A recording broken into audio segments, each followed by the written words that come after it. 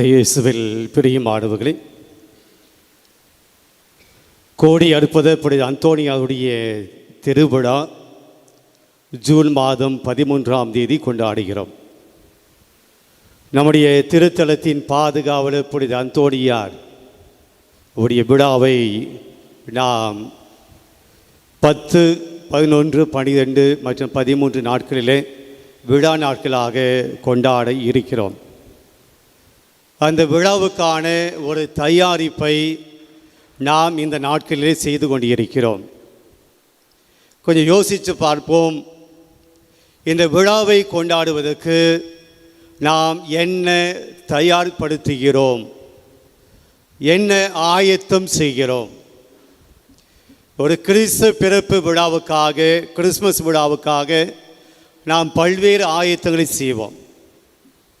Carol செல்வது உண்டு, வீட்டிலே குடில் அமைப்பது உண்டு, புதிய உடைகள் வாங்குவது உண்டு, இப்படி பலவிதமான காரியங்கள், வாழ்த்து செய்திகளை அனுப்புவது உண்டு. கிறிஸ்து பிறப்பு விழாவுக்காக நாம் பல்வேறு காரியங்களை செய்திருக்கிறோம். நம்முடைய பங்கினுடைய பாதுகாவலர், நம்முடைய குடும்பங்களுடைய பாதுகாவலர், நாம் ஒவ்வொருடைய பாதுகாவலுடைய விழாவை கொண்டாடுவதற்காக நாம் என்ன ஆயத்தம் செய்கிறோம், என்ன தயாரிப்பு செய்கிறோம்? ஆலயத்திலே மின் விளக்குகளை அமைத்து கொண்டிருக்கிறோம். எல்லோரையும் அழைப்பதற்காக அழைப்பிதழை நாம் தயார் செய்து கொடுத்திருக்கிறோம். பாடல் குழுவிலே இந்த 4 நாட்கள் பாடல்களை பாடுவதற்காக பாடல் பயிற்சி எடுத்துக்கொண்டிருக்கிறார்கள். தேர் ஜோடனை செய்வதற்காக அந்த குழுவினர் அதுக்குண்டான முயற்சிகளை எடுத்துக்கொண்டிருக்கிறார்கள். மக்களுக்கு உணவு கொடுப்பதற்காக அதற்குண்டான காரியங்களை நாம் திட்டமிட்டு கொண்டிருக்கிறோம். இப்படி பலவிதமான காரியங்கள் இந்த விழாவுக்காக நாமும் எடுத்துக்கொண்டிருக்கிறோம். ஆனால் உண்மையிலேயே இந்த விழாவை கொண்டாடுவதற்கு எடுக்க வேண்டிய காரியங்கள் என்ன? எப்படி நாம் நம்மை தயாரிக்க வேண்டும்? எப்படி நம்மை ஆயத்தம் செய்ய வேண்டும்?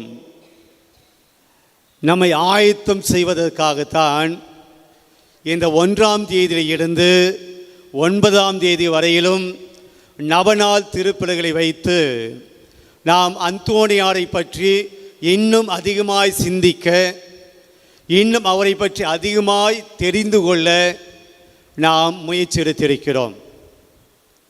ஒரு விழாவை ஏன் கொண்டாடுகிறோம்? ஒரு புனிதருடைய விழாவை ஏன் கொண்டாடுகிறோம்?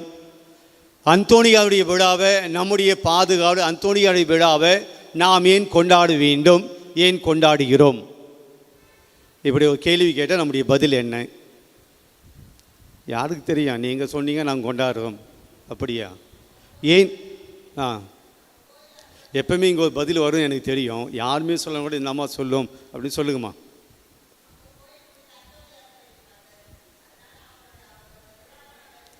அவருடைய பெயரிலே இந்த கோயில் இருப்பதனால் இந்த விழாவை கொண்டாடுகிறோம். ஓகே, வேற பதில்? அந்தோனியார் வழியாக பெற்றுக்கொண்ட நன்மைகளுக்கு நாம் விழா எடுக்கிறோம். வேற? இது தெரியாமல் இத்தனை வருஷம் விழா கொண்டாடி நிற்கிறீங்களோ? வேறு என்ன காரணத்துக்காக விழாவை எடுக்கிறோம்? ஓகே, அதனால் ஆண்டோடைய சேவையை அவர் செய்கிறார், அதனால் விழா அடிக்கிறோம். நீங்கள் சொன்னதெல்லாம் தப்பெல்லாம் கிடையாது, ரைட்டான பதில். பிரியமானவர்களே, அந்தோனியாவுடைய விழாவை அல்லது புனிதர்களுடைய விழாவை நாம் ஏன் கொண்டாடுகிறோம் என்றால், அவர் எப்படி அந்த வாழ்க்கை வாழ்ந்தாரோ அதை போல நாம் வாழ வேண்டும் என்று சிந்தித்து முடிவெடுக்க. வெறும் தேர் எடுத்தால் போதாது, மின் விளக்குகள் போட்டால் போதாது, 4 நாட்கள் திருப்பலியில் வந்து பங்கெடுத்தால் போதாது. விழாவை கொண்டாடிய பின்பு இந்த அந்தோனியாரை போல நானும் வாழ வேண்டும் என்று முடிவெடுக்க வேண்டும். அவருடைய வாழ்க்கையை போல நானும் வாழ வேண்டும் என்ற ஒரு முடிவெடுப்பதற்காக நாம் விழாவை கொண்டாடுகிறோம். இல்லைன்னா கொண்டாட வேண்டிய அவசியம் இல்லை. விழாக்களை கொண்டாடிவிட்டு என் வாழ்க்கையில் அவரை போல நான் வாழாமல் என் இஷ்டத்துக்கு நான் வாடுகிறேன் என்றால் இந்த விழாவை கொண்டாட வேண்டிய அவசியம் இல்லை. அப்போ அந்தோணியாரை போல நானும் வாழ வேண்டும் என்பதற்காக, அந்தோணியாரை போல நானும் இருக்க வேண்டும் என்பதற்காக இந்த விழாவை கொண்டாடுகிற போது, அந்தோணியாரை போல நான் வாழ வேண்டும் என்றால் அவர் எப்படி வாழ்ந்தார் என்பது எனக்கு தெரியணும். அவர் எப்படி இந்த உலகத்தில் இருந்தார் என்பது எனக்கு தெரிய வேண்டும். அந்தோணியார் யாரு, எப்படி வாழ்ந்தாரு, அவருடைய புண்ணியங்கள் என்ன, எப்படி இந்த உலகத்திலே ஒரு நற்செய்தி பணி ஆற்றினார், அவருடைய வாழ்க்கையில கடைபிடித்த காரியங்கள் என்ன, மதிப்பீடுகள் என்ன என்று தெரிந்தால்தான் அவரை போல நான் இந்த உலகத்தில் வாழ்வதற்கு முடிவெடுக்க முடியும். அந்தோணியார் பற்றி எனக்கு எதுவுமே தெரியல அப்படின்னா நான் எப்படி அவரை போல வாழ முடியும்? அதனால்தான் இந்த 9 நாட்கள் அவரை பற்றி தெரிந்து கொள்வதற்காக, அறிந்து கொள்வதற்காக இந்த நவநாளை நாம் எடுக்கிறோம். நேற்று செவ்வாய்க்கிழமை பொதுவாக நாம் வெளியிலிருந்து குருக்களை அழைத்தும் அவர்கள் அன்றைய வாசகங்களுக்குண்டான விளக்கு உரை, மறையுரை கொடுத்தார்கள். அதுக்கு முந்தின நாள் திங்கட்கிழமை நாம் நவநாளுடைய முதல் நாளை கொண்டாடினோம். அந்தோணியாரை பற்றி என்ன மறையுரை கொடுக்கப்பட்டது? அந்தோணியாரை பற்றி என்ன மறையுரை கொடுக்கப்பட்டது? இல்லை, விமலை ஏதோ சொல்கிறாங்க, கேட்கல, சொல்லுங்க. எங்கே பிறந்தாரு, அம்மா அப்பா, வேலை பார்த்த இடமா? ஓகே, வேறு? அவருடைய குழந்தை பருவத்தை பற்றி நாம் படித்தோம், மறையுரை கேட்டோம். அவருடைய குழந்தை பருவத்தில் எப்படி அவர் கடவுளுக்கு உகந்த ஒரு வாழ்க்கை வாழ்ந்தார் என்பதை அருட்தந்தையவர்கள், உதவி பங்கு தந்தையவர்கள் நமக்கு சொன்னார்.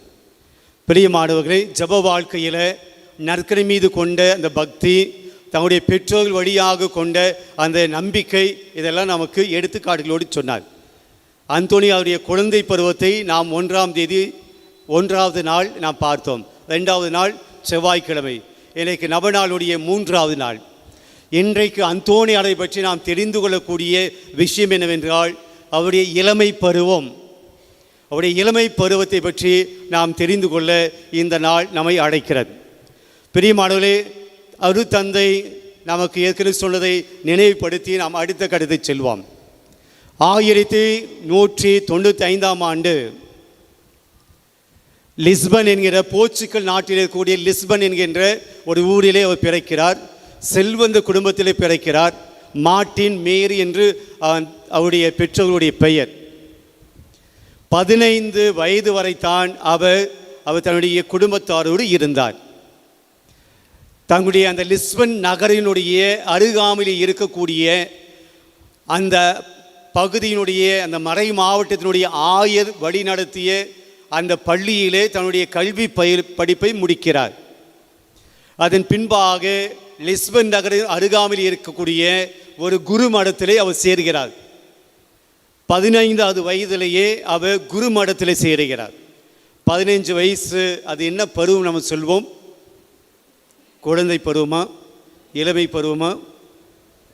அந்த எழுத்துக்கு நடுவில் இருக்கக்கூடிய அடல்ட் ஏஜ், அந்த பருவத்தில் அவர் குரு மடத்தில் செய்கிறார். இன்னைக்கு உங்களுடைய 15 வயது நிரம்பிய பிள்ளைகள் எங்கே இருக்கிறார்கள்? என்ன செய்கிறார்கள்? இல்லை, 15 வயது நிரம்பிய பிள்ளைகள் எத்தனாவது படிக்கிறாங்க? 10வது. ஓகே, அவர் 15 வயதிலே குரு மடத்தில் சேருகிறார். தன்னுடைய லிஸ்பன் நகரில் இருக்கக்கூடிய அருகாமையில் இருக்கக்கூடிய அந்த குரு மடத்தில் செய்து வேதாகமத்தை படிக்கிறார், மறைக்கல்வியை படிக்கிறார். அப்போது படிக்க வேண்டிய குருவாக ஆக வேண்டும் என்றால் படிக்க வேண்டிய லத்தீன் மொழியை படிக்கிறார். அந்த குரு மடத்திலே முதல் மாணவனாக இருக்கிறார், சிறந்த மாணவனாக இருக்கிறார். எல்லா மாணவர்களை விட நட்பண்பு மிக்கவராக அந்த 15வது வயதில் அவர் அந்த குரு மடத்திலே பெயர் எடுக்கிறார். ஆனால் அங்கிருந்து அவர் வேறு ஒரு குரு மடத்துக்கு போக வேண்டும் என்று விரும்புகிறார். ஏன் அப்படின்னா, தன் அருகாமையிலே அந்த குரு மடம் இருந்ததினால் அந்தோணியாருடைய, அப்போது அந்தோணியார் என்று அழைக்கப்படவில்லை, பெர்தினாந்து என்ற சொல்லு என்ற அந்த பெயர், ஞானஸ்தான பெயரை அவருக்கு பெற்றோர்கள் இட்டார்கள். அந்த பெயர் வைத்து அழைக்கப்பட்டார்கள். அப்போ அப்பா, அம்மா, உறவினர்கள், நண்பர்கள் குருமடத்தில் இருக்கக்கூடிய அந்த அந்தோணியாரை அடிக்கடி போய் பார்த்தார்கள். அந்த அடிக்கடி போய் பார்த்ததினால் அந்த குருமடத்தினுடைய ரெக்டர் இல்ல அதிபர் அங்கே இருக்கக்கூடிய குருக்கள் நீங்கள் அடிக்கடி வரீங்க, வரக்கூடாது அப்படி சொன்னதுனால அந்தோணியார் அங்கிருந்து வேறு குருமடத்துக்கு போகலை. நான் சொல்றதுல புரியுதா? அங்கே இருக்கக்கூடிய இல்ல தலைவர், இல்ல அதிபர், அங்கே இருக்கிற குருக்கள், அங்கே இருக்கக்கூடிய மற்றவர்கள், உங்கள் அப்பா அம்மா ஃப்ரெண்ட்ஸ் எல்லாம் அடிக்கடி வராங்க, அதனால் இங்கே இருக்காது, நீ வேறு ஒரு குருமடத்துக்கு போ அப்படின்னு சொன்னதுனால அவர் போகலை. இவர் முடிவெடுக்கிறார், நான் இங்கே இருந்தால் என் உறவினர்கள் அடிக்கடி வராங்க, என்னுடைய நண்பர்கள் அடிக்கடி என்னை பார்க்குறாங்க, இது என்னுடைய குருத்துவ வாழ்வுக்கு, செமினரி லைஃபுக்கு இது உகந்தது அல்ல. நான் முற்றிலுமாக கடவுளை பின்பற்ற வேண்டும். என் குடும்பத்தை, என் உறவினர்களை, நண்பர்களை விட்டு நான் வேற எங்கேயாவது சென்றால்தான் என்னுடைய முழு கவனத்தை கடவுள் மீது கொடுக்க முடியும், இந்த குருத்துவ பயிற்சியின் மீது கொடுக்க முடியும் என்று சொல்லி லிஸ்பன் நகரில் இருக்கக்கூடிய அந்த செமினரியிலிருந்து 100 கிலோமீட்டர் தொலைவில் இருக்கக்கூடிய வேறு ஒரு குருமடத்துக்கு செல்லுகிறார். அது அகஸ்தினார் வழி நடத்தக்கூடிய, அந்த சபை வழி நடத்தக்கூடிய ஒரு குருமடம். அங்கே அவர் குருமடத்துக்குண்டான, குருக்களுக்குண்டான பயிற்சியை பெறுகிறார். தன்னுடைய 25வது வயதில் அவர் குருவாக திருநிலைப்படுத்தப்படுகிறார். இன்றைக்கு இருக்கக்கூடிய ஃபார்மேஷனில் 30 வயது தான் மிக குறைந்த வயது குருவான ஆவதுக்கு. அது டைசஸினுடைய ஃபார்மேஷன். சலேசியன், சேசு சபை, மற்ற சபைகள் இதைவிட அதிகமாக ஆண்டுகள் எடுக்கின்றன. குருவாக மாற வேண்டுமானால் இதைவிட அதிகமான பயிற்சி காலங்கள் எடுக்கும். ஆக 25 வயதில் அந்தோணியார் குருவாக மாறுகிறார். பிரியமானவர்களே, 15 வயதுக்கு அப்புறமாக, 25 வயதுக்கு அப்புறமாக அவர் இளைஞனாக இருக்கிறார். இப்போ நாம் குழந்தை பருவத்தை முடித்து எந்த பருவத்துக்கு வருகிறோம்? இளையோர் பருவத்துக்கு வருகிறோம். அந்தோணியாருடைய இளமை பருவத்தை ரொம்ப அதிகமாக சொல்லப்படவில்லை. அந்த இளையோர் பருவத்தில் அவர் என்னென்ன செஞ்சார் அப்படின்னு சொல்லி இளமை பருவம் என்று சொல்லி கொடுக்கல. ஆனால் அவருடைய குருத்துவ வாழ்வை பற்றி சொல்கிற போது நிறைய அற்புதங்கள், நிறைய புதுமைகள் அவர் செய்தார் என்று நாம் பார்க்கிறோம். நான் புதுமைகளை பற்றி பேசலை. அந்தோணியாரிடம் காணப்பட்ட 2 பண்புகளை பற்றி நான் பேச விரும்புகிறேன். இளமை பருவத்தில் அந்தோணியாரிடம் நாம் கண்ட 2 பண்புகள், இன்று நமக்கு தேவையான 2 பண்புகளை பற்றி நாம் இன்றைக்கு சிந்திப்போம். ஒரு யூத்தா, ஒரு வாலிப பிள்ளையா, ஒரு வாலிப பையனா இந்த அந்தோணியார் ஒரு குருவாக 25 வயதில் குருவாக மாறிய இந்த அந்தோணியார், இவர் அகஸ்தினா சபையிலே குருவாக மாறினார். ஆனால் அகஸ்தினா சபையில் இருந்து இவர் பிரான்சிஸ்கன் சபைக்கு மாறுகிறார். செயின்ட் அகஸ்டின் அப்படின்னு கேள்விப்பட்டிருப்பேன் இல்லையா? புனித அகஸ்தினார் அவர் தோற்றுவித்த சபை அகஸ்தினா சபை. பிரான்சிஸ்கன் சபை அது யார் தோற்றுவித்தது? புனித பிரான்சிஸ் அசிசியார். இப்போ இந்த சபையில் குருவாயிட்டு அவர் இந்த சபையில் இருந்து அவர் பிரான்சிஸ்கன் சபைக்கு, பிரான்சிஸ் அசிசியார் ஏற்படுத்திய அந்த சபையில் போயிட்டு சேர வேண்டும் என்று விரும்புகிறார். ஏன் இந்த சபையில் குருவாயிட்டு அந்த சபைக்கு ஏன் மாற்றமான? இங்கே சாப்பாடு சரியில்லை, இங்கே ஒழுங்காக கவனிக்கலை, போதுமான பதவி கொடுக்கலை, இவருக்கு ஒழுங்கான ரெஸ்பான்சிபிலிட்டி கொடுக்கலை, அப்படியா? இல்லை. 2 காரியத்துக்காக இந்த சபையிலிருந்து அந்த சபைக்கு மாறுகிறார். ஒன்று, அகஸ்தினா சபையில் எளிமையான வாழ்வு இல்லை, எளிமையான வாழ்வு கிடையாது. ஒரு தேவையான அனைத்தும் கிடைத்தது அகஸ்தினா சபையில். ஆனால் பிரான்சிஸ் அசிசியாரை பற்றி நாம் பேசுகிற போது முதலில் பிரான்சிஸ் அசிசியாரை நான் காண்பது என்னது? எளிமை. அவர் ரொம்ப எளிமையான ஒரு புனிதர், எளிமையான ஒரு சபை. அவர் தோற்றுவித்த சபை பணக்கார சபை அல்ல, ரொம்ப எளிமையான ஏழைகளுக்காக தோற்றுவித்த சபை, ஏழைகளுக்காக பணி செய்ய வேண்டும் என்று ஏற்படுத்திய சபை. அப்போ புனித பிரான்சிஸ் அந்தோணியார் பிரான்சிஸ்கன் சபையில் சேர்வதற்குண்டான முதல் காரணம் என்ன? இங்கிருந்தால் இந்த எளிமையான ஒரு வாழ்க்கை வாழ முடியாது, நான் அங்கே போனால் எளிமையான ஒரு வாழ்க்கை வாழ முடியும்.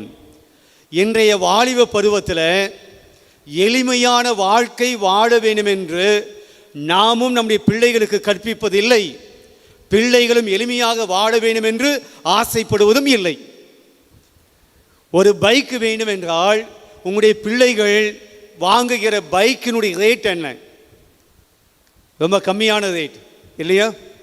எவ்வளவு காஸ்ட்லியாக வாங்க முடியுமோ அதை வாங்குவதற்குத்தான் நம்முடைய இளைஞர்கள் ஆசைப்படுகிறார்கள். நம்முடைய கைக்கு மீறிய ஒரு சக்தியை அவருடைய எதிர்பார்ப்பாக இருக்கிறது. நான் பயன்படுத்தக்கூடிய செல்ஃபோன், மொபைல் ஃபோன் நம்முடைய வருமானத்தை விட, நமக்கு தேவையானதை விட காஸ்ட்லியாக வாங்க வேண்டும். அதனால் என்ன பயன்? ஒன்றும் கிடையாது. எல்லா ஃபோனில் இருக்கக்கூடிய அதே வசதி தான்.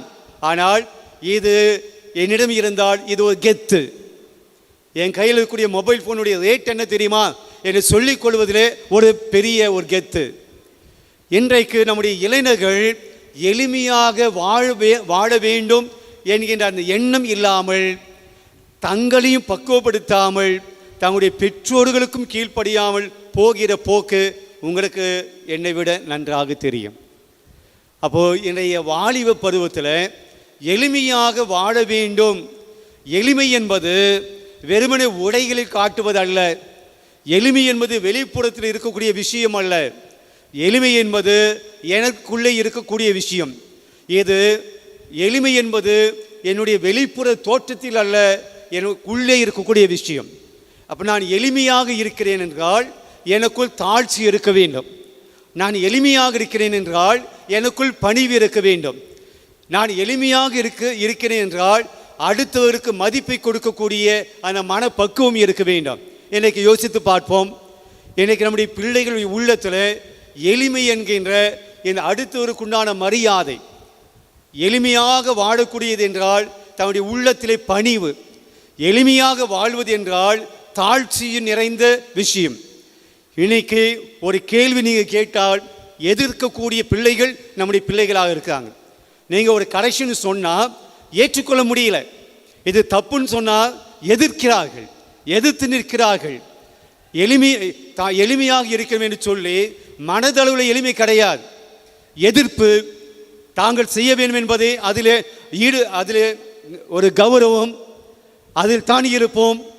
இதுதான் நம்முடைய குடும்பங்களில் நடந்து கொண்டிருக்கிறது. எத்தனை பெற்றோர்கள் தம்முடைய பிள்ளைகள் தங்களுக்கு கீழ்ப்படியவில்லை என்பதற்காக மனம் உடைந்து போயிருக்கிறார்கள்.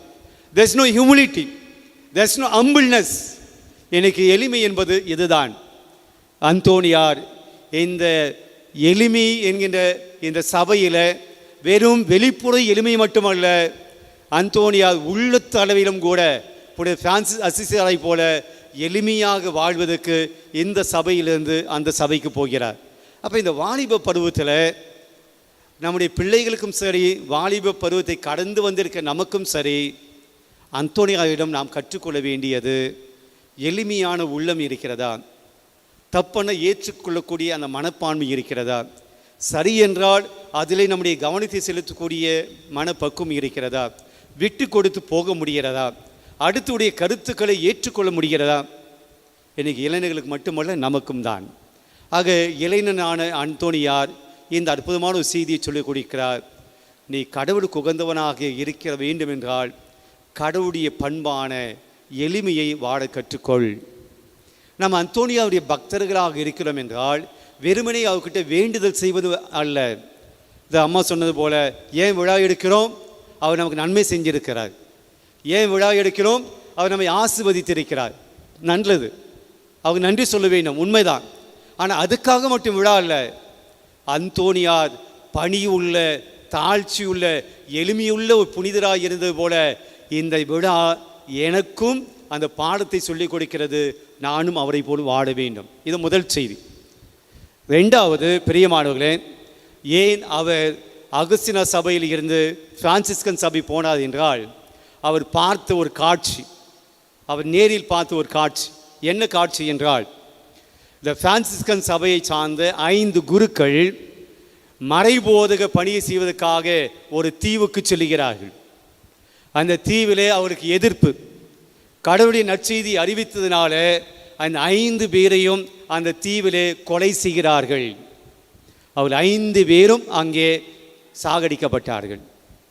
அந்த 5 பேருடைய அந்த 5 குருக்களுடைய சடலங்களை மீண்டும் அந்த தீவில் இருந்து கொண்டு வருவதை இந்த அந்தோனியார் பார்க்கிறார், கேள்விப்படுகிறார். எப்படி அவங்க செத்து போனாங்க என்றால், வேத போதக நற்செய்தி அறிவிப்பு பணிக்காக போனாங்க, ஆண்டவருடைய நற்செய்தி அறிவிக்க போனாங்க. நற்செய்தி அறிவித்ததுனால அவர்கள் வேத சாட்சிகளாக மறை சாட்சிகளாக மடிந்திருக்கிறார்கள். இப்போ அவர் நினைக்கிறார், அகுஸ்தினா சபையில் இருந்தால் எனக்கு இந்த வாய்ப்பு கிடைக்காது, ஆண்டோடைய நற்செய்தி அறிவிக்க முடியாது. அகுஸ்தினா சபை என்பது உள்ளே இருக்கக்கூடிய தியானம் வாழ்க்கை, ஜப வாழ்க்கை. நான் வெளியே போயிட்டு மக்களுக்கு நற்செய்தி அறிவிக்க முடியாது. இதுபோல் வேத சாட்சியாக சாக முடியாது, இதுபோல் மறை சாட்சியாக நான் சாக முடியாது. எனவே நான் அந்த சபைக்கு போக வேண்டும். எவ்வளோ தைரியம் பாருங்கள். எப்போ முடிவு எடுக்கிறாரு? 60 வயசுலையா? 25 வயதில் முடிவெடுக்கிறார். செத்தாலும் பரவாயில்லை, நான் வேத சாட்சியாய் மறிக்க வேண்டும். இன்றைக்கு முதல் வாசகம் 2 தீமோத்தேயு புத்தகத்தில் நாம் வாசித்திருக்கிறோம். 6வது வசனம் 7வது வசனத்தை வாசிப்போம். 2 தீமோத்தேயு 1ஆம் அதிகாரம் 6 மற்றும் 7.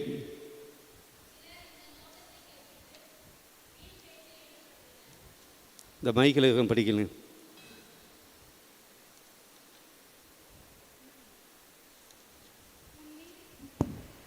உன் மீது என் கைகளை வைத்து திருப்பணியில் அமர்த்திய போது அந்தோனியா மீது கைகளை வைத்து எதுக்கு அமர்த்தினாங்க? குருவாக திருப்பணியில் அமர்த்தினார்கள். உன் மீது கைகளை வைத்து திருப்பணியில் அமர்த்திய போது பவுலடியார் தீமோத்தேயுவுக்கு சொல்றாரு, நாம் இங்கே நம்முடைய சிந்தனைக்காக எடுத்துக்கொள்வோம். கடவுள் அவரை திருப்பணியில் அமர்த்தினார், அபிஷேகம் செய்தார். அடுத்து, உனக்குள் எழுந்த கடவுளின் அருள் கொடையினை தூண்டி எழுப்புமாறு நினைவுறுத்துகிறேன். கடவுள் நமக்கு கோழை உள்ளத்தினை அல்ல. பெரியமானவர்களே, பவுலடியார் சொல்கிறார், என்னைக்கு கடவுள் உன் மீது கைகளை வைத்து அபிஷேகம் செய்தாரோ அந்த நேரத்தில் இருந்து நீ ஆண்டவருடைய வல்லமை பெற்றிருக்கிறாய். கோழை உள்ளத்தை அல்ல. கடவுளுடைய பணியை செய்வதற்கு நீ வீரம் படைத்தவனாய், ஆற்றல் உள்ளவனாய், வலிமை படைத்தவனாய் கடவுள் உன்னை நியமித்திருக்கிறார் என்று பவுலடியார் தீமோத்தேயுவுக்கு சொல்றார். அதனால் நீ கோழையாய் இருக்காத, கடவுளுடைய நற்செய்தியை போதி. பிரச்சனை வந்தாலும், சாவே வந்தாலும், எதிர்ப்புகள் வந்தாலும் கடவுள் உனக்கு கோழை உள்ளத்தை அல்ல, மாறாக வல்லமையும் அன்பும் கட்டுப்பாடும் கொண்ட உள்ளத்தையே வழங்கியுள்ளார். வல்லமை கொண்ட உள்ளத்தை வழங்கியுள்ளார். எதைத்தான் அந்தோனியார் உணர்ந்தார். பிரியமானவர்களே, ஒரு கோழையாக ஒரு சபையில் உட்கார்ந்து கொண்டு காலத்தை கழிக்க வேண்டும் என்று அந்தோனியார் நினைக்கல. தைரியமா ஆண்டவருக்காக நான் சாட்சி பகரணும். இந்த 5 பேர் செத்து போனாங்களே, அதுபோல நானும் சாக வேண்டும். என்ன செய்கிறார்? தைரியமா போறார். பிரான்சிஸ் அசியாரிடம் கேட்கிறார், துறவிகளிடம் கேட்கிறார், அவருடைய தலைவர்களிடம் கேட்கிறார், நானும் அதே தீவுக்கு செல்ல வேண்டும். எங்க அந்த 5 பேர் செத்தாங்களோ அந்த தீவில் போய் நானும் போகணும். தைரியமான உள்ளத்தோடு அந்தோனியா போய் பர்மிஷன் கேட்கிறார். அனுப்புகிறாங்க. ஆனால் போகிற வழியில் அந்தோனியாருக்கு உடல்நிலை சரியில்லாமல் போக அவர் மீண்டும் திரும்பி வருகிறார். பிரியமானவர்களை, போக முடியல, அவர் திரும்பி வருகிறார். கடவுளுடைய திட்டம் அப்படியாக இருந்தது. அப்போ 2வது விஷயம், ஒரு வாலிப பிள்ளையாக இருக்கக்கூடிய அந்தோனியா நமக்கு என்ன சொல்கிறாரு? தைரியமாக இருங்க. வாழ்க்கையில் துன்பங்கள் இருக்கும், வாழ்க்கையில் சவால்கள் இருக்கும், வாழ்க்கையில் ஏமாற்றங்கள் இருக்கும், எதிர்ப்புகள் இருக்கும்.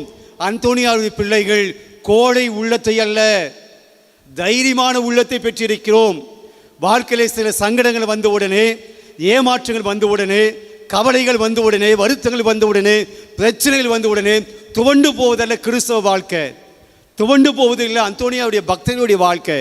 தைரியமாக இருக்க வேண்டும்.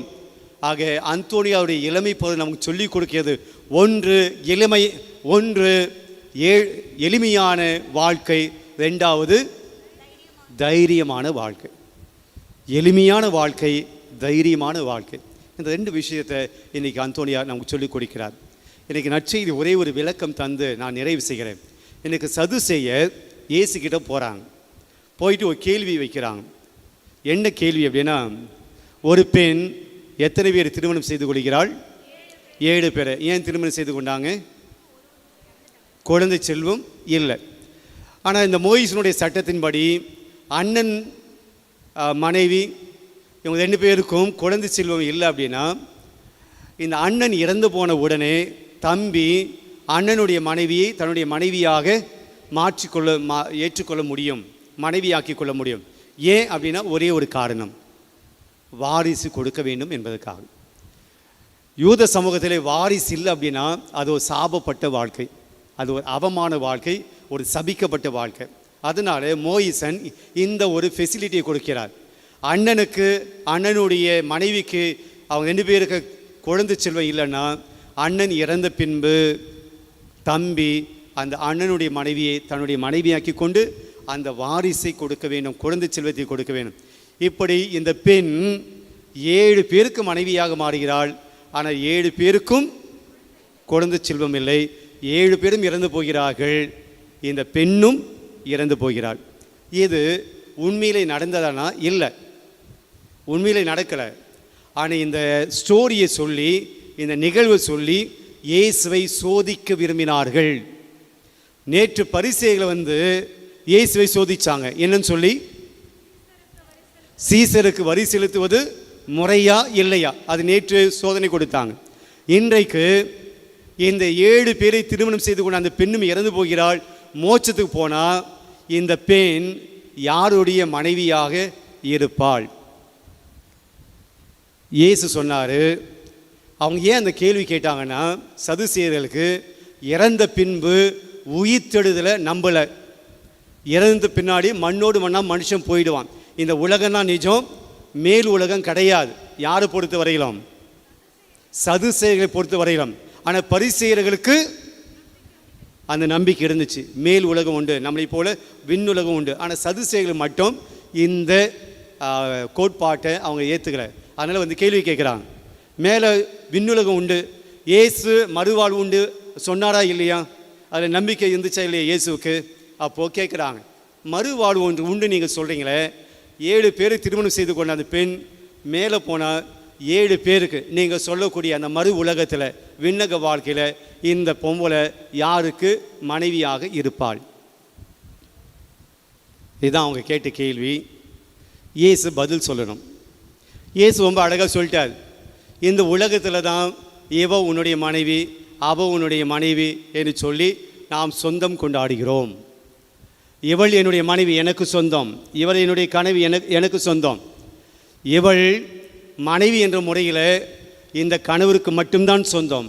இன்னொருக்கு மனைவி என்ற சொந்தம் வரவே என்ன? அப்படி தானே? இன்றைக்கி எது ஒரு மாதிரியை பார்க்குறீங்க. இந்த மனைவி அந்த கணவனை தவிர வேறு ஒருவருக்கு சிஸ்டர் ஆகலாம், அக்காவாகலாம், தங்கச்சி ஆகலாம், நண்பராகலாம். ஆனால் மனைவியாக மாற முடியாது. ஏனென்றால் இதுதான் உறவு, இதுதான் சொந்தம். இந்த சொந்தத்தை இந்த உலகத்தில் யாரும் எடுத்துக்கொள்ள முடியாது. அப்போ இயேசு சொல்கிறாரு, இந்த உலகத்தில் தான் இந்த சொந்தம் பந்தம் எல்லாம். மேலே வந்துட்டீங்க அப்படின்னா யார் மட்டும்தான் உங்களுக்கு சொந்தமாக இருப்பாங்க? கடவுள் மட்டும்தான் உங்களுக்கு சொந்தமாக இருப்பார். நாம் எல்லாரும் அவங்களுடைய பிள்ளைகளாக மாறிடுவோம். அவர் நம்முடைய தந்தையாக இருப்பார், நாம் எல்லாருமே பிள்ளையாக மாறிடுவோம். கணவனும் கடவுளுக்கு பிள்ளை, மனைவியும் கடவுளுடைய பிள்ளை. உன் மனைவி கிடையாது. சில கணவன்மார்களுக்கு ரொம்ப சந்தோஷம், பரவாயில்ல, மேலே போனால் இனிமேல் இவளை மனைவியை பார்க்கணும் அவசியம் கிடையாது. இந்த உலகத்தில் தான் நாம் கஷ்டப்பட்டோம், மேல் உலகத்துலேயும் போய் கஷ்டப்பட அவசியம் கிடையாது. நீ என் கணவன் கிடையாது, கீழே தான் இந்த மேலாம் கிடையாது அப்படின்னு தைரியமாக நம்மளால் சொல்ல முடியும். சில மனைவி மார்கள் சிரிக்கிறதை பார்த்தா அப்படி தான் தோணுது. ஜீசஸ் நமக்கு நல்ல வழி ஏற்படுத்திட்டார். ஆக நாம் கடவுளுக்கு சொந்தமானவர்கள், அவரு தான். இதை இயேசு சொல்கிறார். அங்கே உறவெல்லாம் கிடையாது, ஒரே உறவு, தந்தை பிள்ளைகள் என்ற உறவு. இதோடு சொல்லிவிட்டு அவர் முடிக்கலைங்க. அவங்க சொன்ன கேள்விக்கு ஆணிவேருக்கு போகிறார். அவங்க கேட்ட கேள்விக்கு ஆணிவேருக்கு போகிறார். அவனுடைய கேள்வி என்னென்னா, உயிர்த்தெழுதல் உண்டா இல்லையா, இதுதான் கேள்வி. அதை பற்றி சொல்லலை. மேலே போனால் இந்த உறவு இருக்கும், ஆனால் உயிர்த்தெழுதல் உண்டா இல்லையா அதை ஏன் நிரூபிக்கணும்? பிரியமானவர்களே, இங்கே மோயிசன் என்ன சொன்னார்? அண்ணனுக்கு மனைவி அண்ணன் கல்யாணம் பண்ணி குழந்தை இல்லை அப்படின்னா இன்னொரு தன்னுடைய தம்பி அவளை திருமணம் செய்து கொள்ளலாம்.